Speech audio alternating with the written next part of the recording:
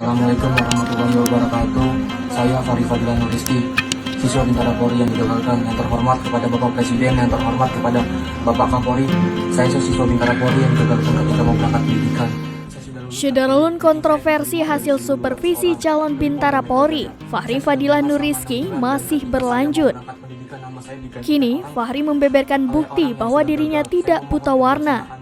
Biro SDM Polda Metro Jaya sebelumnya menyatakan Fahri tidak memenuhi syarat karena buta warna parsial.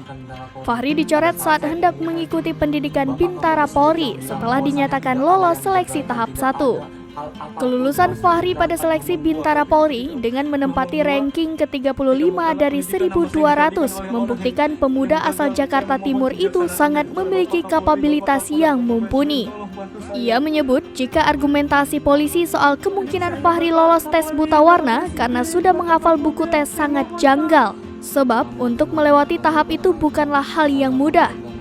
Sebelumnya Polda Metro Jaya menduga Fahri Fadilah lulus seleksi tahap pertama karena telah menghafal soal tes buta warna, sehingga ia sudah hafal kisi-kisi atau poin penilaian yang mana dirinya lolos tes bukan karena hasil tes tapi menghafal.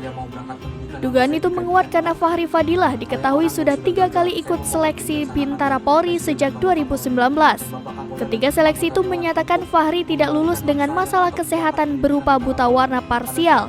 Didit menegaskan, berdasarkan pengalaman tes itu menjadi acuan pelajaran oleh Fahri Fadilah.